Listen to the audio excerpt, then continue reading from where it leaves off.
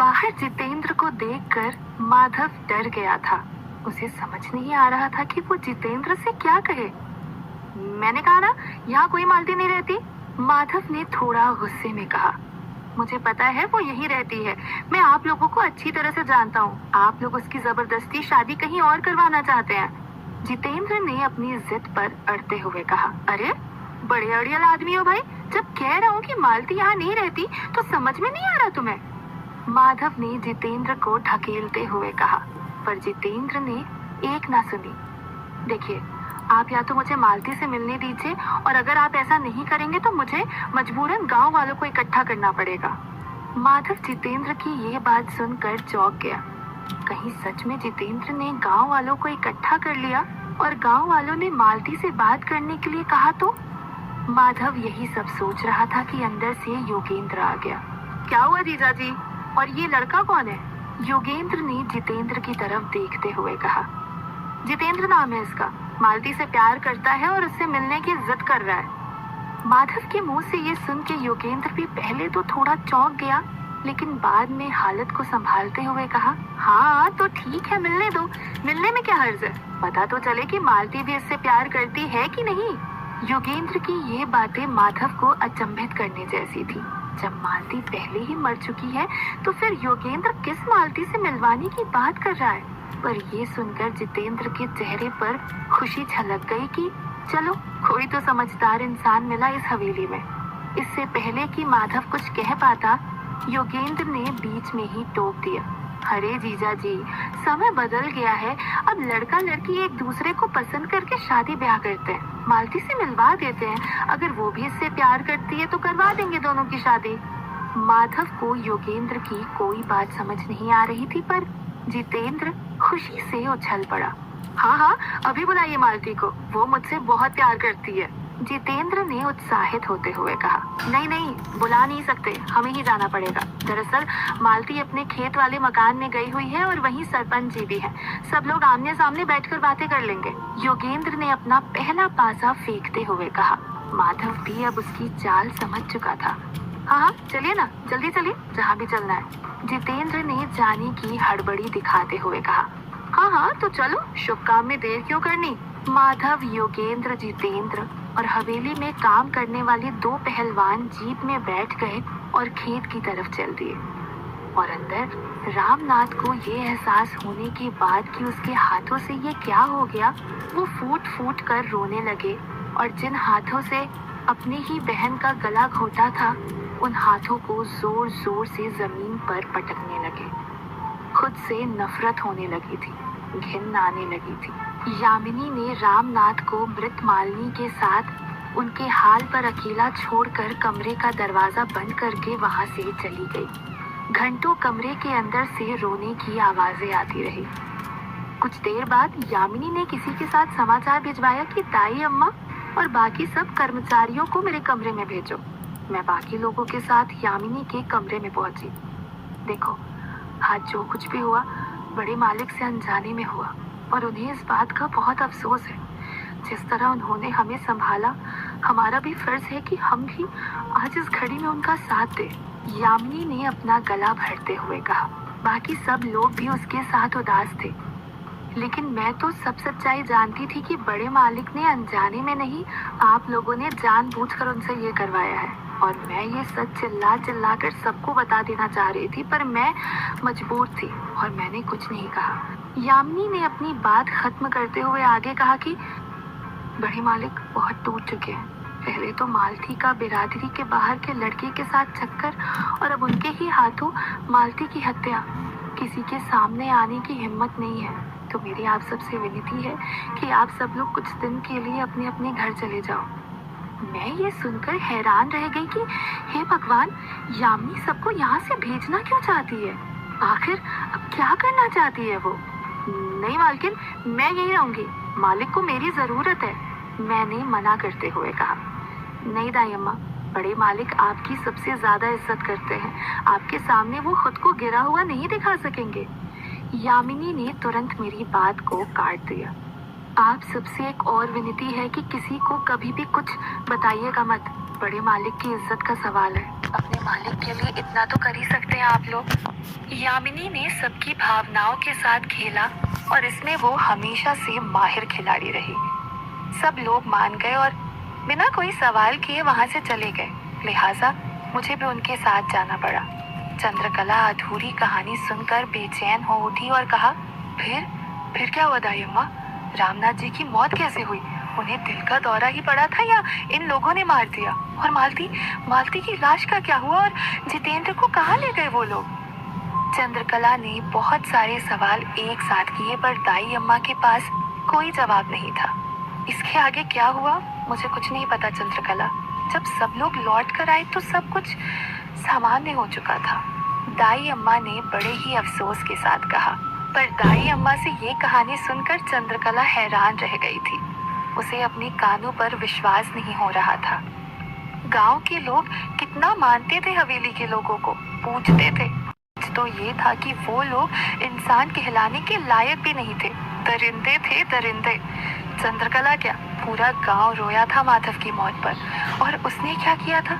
देवता तुल्य सरपंच जी से अपनी बहन की हत्या करवा दी। किसके लिए? शोहरत और सरपंच की गद्दी पर राज करने के लिए। आज चंद्रकला को माधव के मरने का जरा भी गम नहीं रह गया था, क्योंकि उसके पापों का घड़ा भर गया था, तो उसे तो जाना ही था। चंद्रकला को हवेली के लोगों पर बहुत गुस्सा आ रहा था। उसका तो मन कर रहा था कि वो मालती को आजाद ही नहीं करवाए और बनने दे मालती को बुरी शक्ति, और खत्म कर दे उस यामिनी और उसके भाई योगेंद्र का किस्सा हमेशा हमेशा के लिए। लेकिन वो जानती थी कि वो ऐसा नहीं कर सकती। मालती अगर एक बार बुरी शक्ति बन गई तो फिर वो किसी में भी भेद नहीं कर पाएगी। उसके लिए सब लोग एक समान हो जाएंगे और वो हवेली के सब लोगों को मार देगी, जिसमें दाई अम्मा, नंदिनी, छाया जैसे निर्दोष लोग भी थे। इसीलिए चंद्रकला जानती थी कि वो गुस्से में या भावुक होके कुछ नहीं कर सकती थी। उसे जो भी करना है वो बहुत सोच समझ के करना होगा। क्या सोच रही हो चंद्रकला? दाई अम्मा की आवाज से चंद्रकला ख्यालों से बाहर आई। यही कि कितनी झूठी दुनिया में जी रहे हैं हम। जिनको भगवान माना वही शैतान निकले। चंद्रकला ने रुआसी सी आवाज में कहा। मुझे माफ कर दो चंद्रकला, मुझे सब पता होते हुए भी मैं कुछ नहीं कर सकी। दाई अम्मा ने हाथ जोड़ के माफी मांगी। नहीं दाई अम्मा, आप माफी मत मांगे। आपने जो भी किया अपने बेटे के लिए किया, कोई भी माँ यही करती। चंद्रकला ने दाई अम्मा के हाथ पकड़ते हुए उन्हें रोका। पर अब करोगी क्या चंद्रकला? दाई अम्मा ने पूछा। ये तो अभी तक नहीं पता, पर जो भी करना है बहुत जल्द करना होगा। मालती को मरे हुए 12 साल और 10 दिन हो चुके हैं। सिर्फ 2 दिन है हमारे पास उसे बुरी शक्ति बनने से रोकने के लिए, पर अगर नहीं रोक पाए तो अनर्थ हो जाएगा। अंगुना की खोई हुई शक्तियाँ फिर बढ़ जाएंगी। मायापुर पे काले साए फिर मंडराने लगेंगे। चंद्रकला की चेतावनी एक डर पैदा कर रही थी, जो दाई अम्मा के चेहरे पर साफ दिख रहा था। वहीं सोई हुई नीति की आंखें खुली हुई थी और बाहर चंद्रकला के घर के ऊपर कटीली का साया मंडरा रहा था। नीति और कटीली दोनों सब कुछ सुन रही थी और दाई अम्मा वहां से उठकर चली गई। योगेंद्र अपने कमरे में नंदिनी के साथ में सोया हुआ था और दोनों के बीच में उनकी बेटी छाया। एकाएक योगेंद्र के चेहरे पे एक डर सा दिखाई देने लगा। उसे सपने में मालती का गिड़गिड़ाना, दरवाजे की भयानक आवाजें और छाया के मुंह से निकलता झाग दिखाई देने लगा। वो एकदम से हड़बड़ी में उठा। उसकी सांसें तेज हो गई थी, गला सूख गया था और चेहरा पसीने से लथपथ हो चुका था। वो उठा और यामिनी के कमरे की तरफ बढ़ा। योगेंद्र यामिनी के कमरे में दाखिल हुआ और जाकर उठाने लगा। जैसे ही उसने यामिनी को छुआ, वो चौंक कर उठी। कहीं ना कहीं डर अब यामिनी के जहन में भी बैठ चुका था। भैया, इतनी रात को यहाँ क्या हुआ? सब ठीक है? यामिनी ने चिंतित होकर पूछा। नहीं यामिनी, कुछ ठीक नहीं है, योगेंद्र ने डरते हुए कहा। क्या हुआ? क्या कुछ बताइए तो सही। यामिनी की चिंता अब और बढ़ गई थी। यामिनी, मुझे लगता है मेरे पापों का घड़ा भी अब भर चुका है। मेरे साथ भी अब वही होगा जो माधव के साथ हुआ। योगेंद्र ने हड़बड़ाते हुए कहा। क्या कहना चाह रहे हो? साफ साफ कहो आप। यामिनी ने योगेंद्र को शांत करते हुए कहा, यामिनी, जैसे पहले अदिति बिटिया और फिर माधव दोनों हमें छोड़ के चले गए थे, वैसे ही अब ये मालती हम में से किसी को जिंदा नहीं छोड़ेगी। योगेंद्र के बताते बताते उसकी सांसें फूल रही थी और बेचैनी बढ़ रही थी। आप खामखा डर रहे हैं, ऐसा कुछ नहीं होगा, यामिनी ने योगेंद्र को समझाते हुए कहा। नहीं, तुम नहीं समझ रही हो, मुझे हर जगह मालती, रामनाथ भाई साहब और वो जितेंद्र वही सब दिखने लगे हैं। 12 साल के बाद भी वो खौफनाक रात मेरे जहन से निकल नहीं रही है। बोलते बोलते योगेंद्र की आंखें बड़ी बड़ी हो गईं और उसे वही सब साफ साफ दिखाई देने लगा।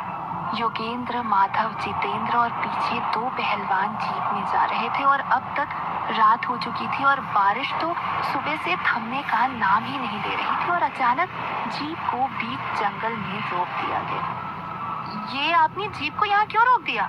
जितेंद्र ने कुछ आश्चर्य से पूछा। अरे भाई, तुमको मालती से मिलवाने के लिए लाए हैं। और क्यों? योगेंद्र ने तुरंत जवाब दिया। मालती से मिलवाने के लिए यहाँ लेकर आए हैं? मैं कुछ समझा नहीं, यहाँ तो कोई मकान नहीं दिख रहा। जितेंद्र ने फिर आश्चर्य से पूछा। मकान? अरे मकान सड़क पर थोड़ी होगा, थोड़ा अंदर चलना पड़ेगा, माधव ने हंसते हुए कहा। चलो चलो उतरो भाई, देर हो रही है, योगेंद्र ने थोड़ी जल्दबाजी दिखाते हुए कहा। सब लोग नीचे उतरे और जंगल के अंदर की तरफ चलने लगे। जंगली जानवरों की आवाजें और तेज बारिश माहौल में डर पैदा कर रही थी, जो जितेंद्र के चेहरे पर साफ दिखाई दे रहा था। कुछ दूर चलने के बाद जितेंद्र ने आगे चलने से मना कर दिया। मुझे साफ साफ बताइए, आप लोग मुझे कहाँ लेकर जा रहे हैं? जितेंद्र ने थोड़ा तेज आवाज में कहा। मालती के पास, और कहाँ? योगेंद्र ने तुरंत जवाब दिया। आप लोग झूठ बोल रहे हैं, जितेंद्र ने योगेंद्र की बात ना मानते हुए कहा। अरे झूठ क्यों बोलेंगे भाई, अब तुमको मालती से मिलना है तो तुमको मालती से मिलवा रहे हैं, पर क्या है कि इसके लिए तुमको ऊपर जाना पड़ेगा, क्योंकि मालती अब इस दुनिया में नहीं रही है, योगेंद्र ने जितेंद्र को समझाते हुए कहा। क्या? जितेंद्र के मुंह से सिर्फ क्या ही निकला था कि एक लाठी उसके सर पे आके जोर से लगी और जितेंद्र धड़ाम से नीचे जमीन पर गिर पड़ा और दर्द से कराहने लगा। अपना हाथ सर के पीछे लेके गया तो हाथ खून से लथपथ हो गया। योगेंद्र ने अब ज्यादा देरी ना करते हुए पहलवान से बंदूक ली और एक गोली सीने में और एक गोली माथे में दाग दी। जितेंद्र वहीं पर ढेर हो गया। चारों ने मिलकर वहीं पर उसकी कब्र खोदी और उसी में उसे दफना दिया। कुछ ही देर में योगेंद्र और माधव घर लौट आए। घर आकर देखा कि चारों तरफ एक सन्नाटा सा छाया हुआ था। सारे नौकर जाकर घर से जा चुके थे और मालती के कमरे से भी रामनाथ के रोने की आवाजें आना बंद हो चुकी थी। सामने से यामिनी आती हुई दिखाई दी तो योगेंद्र ने यामिनी से कहा, लगता है रामनाथ भाई साहब के रोते रोते आंसू सूख गए और गला थक गया। तीनों जोर के ठहाके के साथ हंसे और वहां से मालती के कमरे की तरफ बढ़े और जैसे ही दरवाजा खोला, तीनों के चेहरे पर एक खुशी छलक गई। उनके सामने रामनाथ की लटकती हुई लाश थी। रामनाथ ने अपने आप को फांसी लगा ली थी। तीनों के चेहरे पर जीत की खुशी साफ दिखाई दे रही थी। लेकिन चिंता की बात ये थी कि एक तो मालती की लाश को ठिकाने लगाना है और दूसरा ये कि गांव में किसी को ये पता नहीं चलना चाहिए कि सरपंच जी ने आत्महत्या की है। अगर ये पता लग गया तो गांव वाले और चंद्रकला सरपंच जी का अंतिम संस्कार इस गांव में नहीं होने देंगे और 100 सवाल उठेंगे, वो अलग। तो ये तय हुआ कि मालती की लाश ठिकाने लगाने के बाद गांव वालों को ये बताना है कि मालती ने बिरादरी से बाहर के लड़के से भाग के शादी कर ली और इस सदमे से सरपंच जी को दिल का दौरा पड़ गया। सब कुछ जैसा सोचा था वैसा ही जा रहा था, पर गांव में किसी ने हवेली के सारे नौकरों को हवेली से जाते हुए देख लिया था और ये बात गांव में आग की तरफ फैल गई। गांव वालों को शक हो गया कि हवेली में कुछ न कुछ अनहोनी हुई है। तो जैसे ही योगेंद्र और माधव मालती की लाश लेके दरवाजे से बाहर निकलने ही वाले थे कि गांव के कुछ लोग सामने से आते हुए दिखाई दिए। दोनों की आंखें फटी की फटी रह गई। उनके हाथ में मालती की लाश थी और सामने गांव वाले। दोनों डर गए और पीछे के दरवाजे की तरफ भागे, लेकिन पीछे के दरवाजे पे भी देखा कि उस तरफ से भी गांव के कुछ लोग आ रहे हैं।